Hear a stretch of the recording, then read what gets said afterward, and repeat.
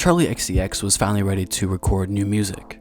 In November of 2018, she rented a studio in Los Angeles, looking to make her third mixtape.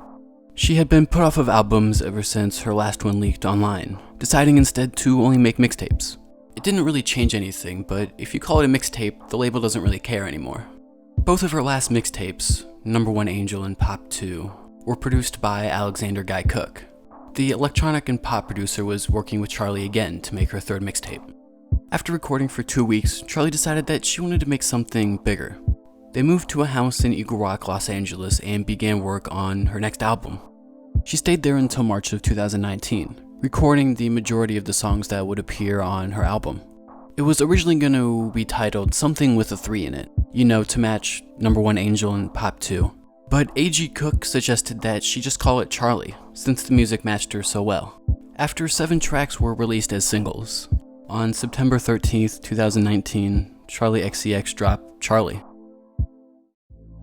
The album is self-titled and is supposed to reflect Charli XCX's life at the time it was made. A life mostly full of partying. Her career did start performing at raves, and she throws house parties on a regular basis. The album explores all the dancing, romance, and even anxiety that can come with this kind of life. So how does the music of this album incorporate all of these aspects and represent Charli's life?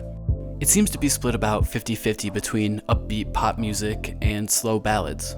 The upbeat songs are definitely pop, but also have some elements that bring in Charli's love of partying and rave culture. Take Blame It On Your Love, which is maybe the most obvious pop and EDM fusion on the album. The song is structured around building into the chorus, where most of the focus is on the instrumental. When the pre-chorus starts, a lot of the lower sounds drop out, like the kick. And then as the pre-chorus goes on, the energy is built back up again, introducing a snare, a clap, and a white noise sweep.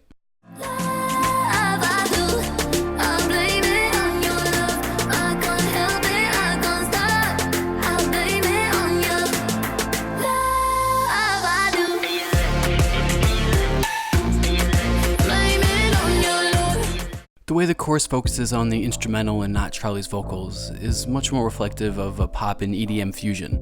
Maybe this is one way of Charli combining pop music with electronic music from the dance scene she's so familiar with. Some of the other upbeat songs on this album, with more typical pop structures, still have some elements that might be Charli bringing in a dance influence into pop music.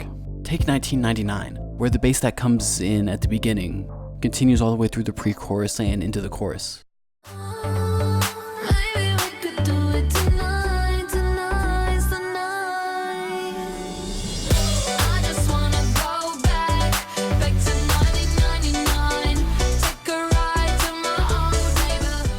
The same thing happens in Gone, where the bass that comes in at the beginning carries all the way through most of the song.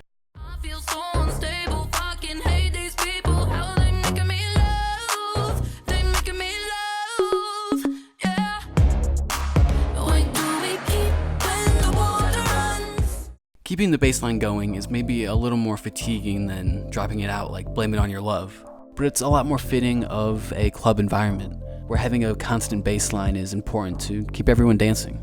Gone even ends with a minute-long dance breakdown, where a typical pop single would only last 3 minutes, a carryover from the days of shellac records. This song instead goes for a whole nother minute, with the rhythm being kept by a clap and bass, while the vocals get chopped up every which way.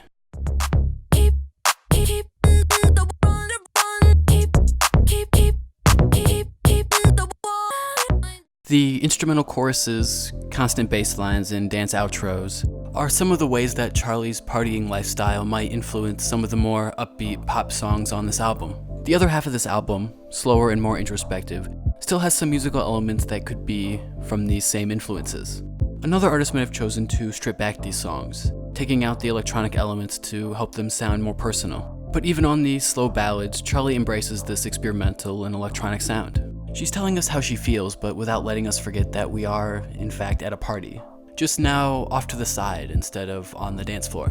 Take Thoughts, which is almost a stream of consciousness. Even though Charli is covering her personal thoughts, there's synth lines that are almost as loud as her own voice. Driving around in Hollywood, I could only think about you. Instead of letting the vocals stand on their own, Charli instead brings in these loud synths that last for pretty much the entire song. They could be there to remind us that Charli is still very much in this partying life, despite discovering some of the more negative aspects. Let's go to another ballad, Official. The synth lines here aren't as loud or as bright, but still stand out with the way they arpeggiate or move up and down. Things that you say when I make bad decisions. Things that we do by the sink in my kitchen. I remember our first date. No chocolate and no bouquet. The synths are here and noticeable in the background, again reminding us of Charli's electronic and dance influences in her slower songs. These slower ballads are also full of all kinds of vocal effects, where Charli's voice is made to sound more computerized. If you go back to that clip of Official, in the background you can hear what is probably Charli's voice being looped. There's also another example in February 2017. Not only is Charli's voice auto-tuned, but in the background you can hear another vocal quickly going on and off. Sorry I broke you down, sorry I tore your heart, I ripped it all apart, your headlights in the dark. Charli is going over personal topics, but covering her voice in electronic effects while she does it.